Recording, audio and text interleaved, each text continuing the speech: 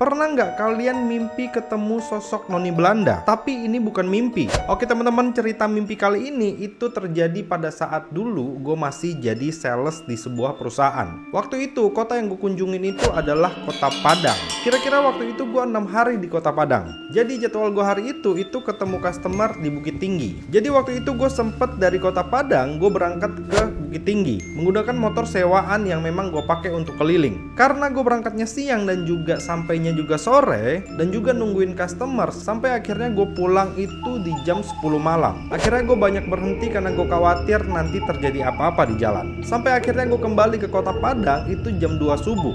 Gak terjadi apa-apa dalam perjalanan itu, hanya ketakutan kecil karena kondisi jalan sudah malam. Setelah itu gue lanjutkan pekerjaan gue selama 3-4 hari di kota Padang. Yang dimana setiap malam gue tuh mimpi hal yang sama. Setiap malam berturut-turut selama 3 hari. Di dalam mimpi itu gue ngerasa gue dikejar sama orang di dalam hutan. Gue juga menerobos semak-semak karena panik. Selama 3 malam mimpi itu yang datang setiap malam. Di situ gue hanya ngerasa bingung. Gue pikir ini hanya kebetulan aja. Jadi gue nggak pikirin. Akhirnya tepatnya di hari Sabtu sore gue balik ke Jakarta dari kota Padang. Setelah pulang malamnya gue istirahat tidur. Nah di malam inilah gue ngalamin ketindihan ataupun erep-erep. Nah dimana ketika gue membuka mata pada saat erep-erep itu, gue melihat sosok noni Belanda yang melayang di ujung kaki gue menggunakan dress model lama dengan motif bunga-bunga kecil. Rambut pirang sebahu itu yang membuat gue bilang kalau ini adalah noni Belanda. Wajahnya samar, tidak terlalu kelihatan dan tidak menyeramkan. Dia cuma diam melayang di ujung kaki gua.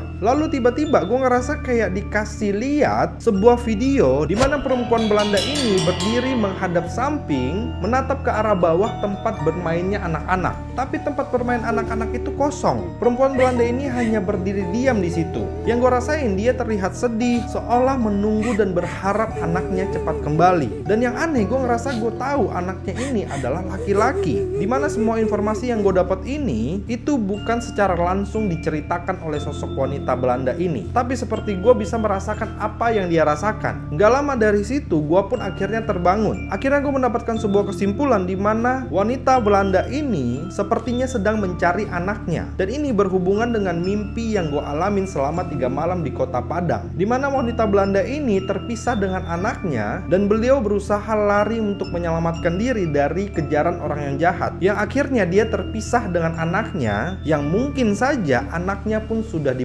Tapi yang gue tahu, wanita Belanda ini akhirnya pun Yang gue nggak tahu adalah apakah anaknya ini juga ataupun tidak. Karena rasa yang diberikan oleh wanita Belanda itu hanya menunggu, sedih, dan berharap bertemu